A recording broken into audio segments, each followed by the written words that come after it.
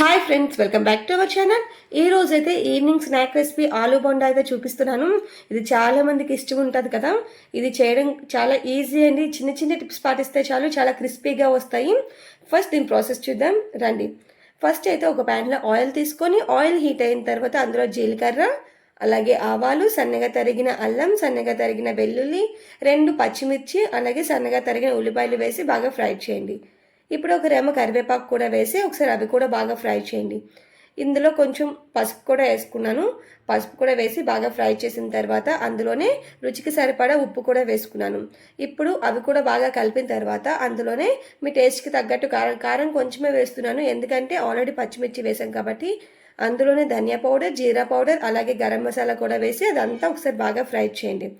ఈ మసాలాలన్నీ బాగా ఫ్రై అయిన తర్వాత ఉడకబెట్టిన బంగాళదుంపల్ని ఇలాగ చిదుపుకుంటూ వేసుకోండి. ఇలా బంగాళదుంపలని ఇలా స్మాష్ చేస్తూ బాగా కలపండి. ఇలా బంగాళదుంపలని బాగా కలిపిన తర్వాత దాని మీద కొత్తిమీర, అలాగే నిమ్మకాయ, మీ దగ్గర నిమ్మకాయ లేకపోతే స్కిప్ చేయొచ్చు, అది కూడా వేసుకొని ఈ బంగాళదుంప కూర అంతా చల్లారిన తర్వాత మనం చేతికి ఆయిల్ అప్లై చేసుకొని చిన్న చిన్న రౌండ్గా బాల్స్లా చేసుకొని పక్కన పెట్టండి. ఇలా ఇప్పుడు మనం అయితే శనగపిండి మిక్స్చర్ని రెడీ చేద్దాం. శనగపిండి తీసుకొని అందులో కొంచెం బియ్యం పిండి యాడ్ చేసుకున్నాను, మీ దగ్గర లేకపోతే స్కిప్ చేయొచ్చు. అందులోనే కొంచెం పసుపు, అలాగే కొంచెం కారం, కొంచెం చాట్ మసాలా, కొంచెం ధనియాల పొడి వేసుకొని అదంతా బాగా కలపండి. ఇప్పుడు అందులో కొంచెం కొంచెం వాటర్ వేసుకుంటూ బాగా కలపండి. ఒకేసారి వాటర్ వేయడం వల్ల మొత్తం పల్చగా అయిపోతుంది, అందుకనే కొంచెం కొంచెం వాటర్ వేసుకొని ఇలా బాగా కలపండి.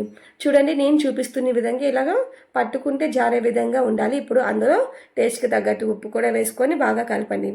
ఇందులో మీరు కావాలంటే జీలకర్ర వేసుకోవచ్చు, వాము కూడా వేసుకోవచ్చు. ఇప్పుడు డీప్ ఫ్రైకి సరిపడా ఆయిల్ వేసుకొని ఆయిల్ అనేది హీట్ అయిన తర్వాత ఒక్కొక్క బొండాని స్పూన్తో అయినా వేసుకోవచ్చు. మీకు చేత్తో వీలు కాకపోతే స్పూన్తో వేసుకోవచ్చు. ఒకవేళ చేత్తో వీలైతే చేత్తోనే వేసుకోండి, పర్ఫెక్ట్గా వస్తాయి. ఇలాగా ఒక్కొక్క బొండాని కూడా మెల్లిగా వేసుకుంటూ ఉండాలి. ఇలాగా మీడియం ఫ్లేమ్లో పెట్టుకొని మాత్రమే ఆ బొండాలు అనేది బాగా ఫ్రై చేయండి. బేగా ఫ్రై అయిపోతాయి. ఇవన్నీ 2 సైడ్లు బాగా ఫ్రై అవ్వాలి, క్రిస్పీగా అయ్యేంత వరకు, అంటే గోల్డెన్ బ్రౌన్ వచ్చేంత వరకు బాగా ఫ్రై చేయండి. ఇలా గోల్డెన్ బ్రౌన్ అంతా వచ్చింది కదా. ఇప్పుడు అవన్నిటిని టిష్యూ ఉన్న పేపర్లోకి తీసుకోండి. ఇది ఆయిల్ కూడా ఎక్కువగా పేల్చదు.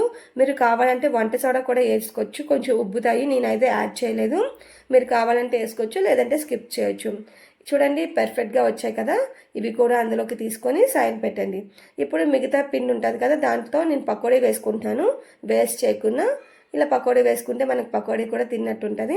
మిగిలిపోయిన శనగపిండి ఉంది కదా, అందులోనే నేను కొంచెం ఉల్లిపాయలు, అలాగే కొంచెం పచ్చిమిర్చి, అలాగే ఒక రెమ్మ కరివేపాకు వేసుకొని అదంతా కలుపుకొని ఇలా పకోడీలా వేసుకున్నాను. అంతే, ఇది కూడా ఫ్రై చేసుకొని సర్వ్ చేసుకోండి. ఇప్పుడు ఆలు బొండా ఉన్నాయి కదా, అవి టేస్టీగా చూడండి ఎంత యమ్మీగా కనిపిస్తున్నాయో. ఇది టేస్ట్ కూడా చాలా బాగుంటుంది. బయట కూడా అసలు వెళ్ళాల్సిన అవసరమే లేదు, పర్ఫెక్ట్గా ఇంట్లోనే ఇలా చేసుకోవచ్చు. చాలా టేస్టీగా ఉంటాయి. అంతకన్నా ముందు మన ఛానల్ని సబ్స్క్రైబ్ చేయండి, లైక్ చేయండి, అలాగే షేర్ చేయండి.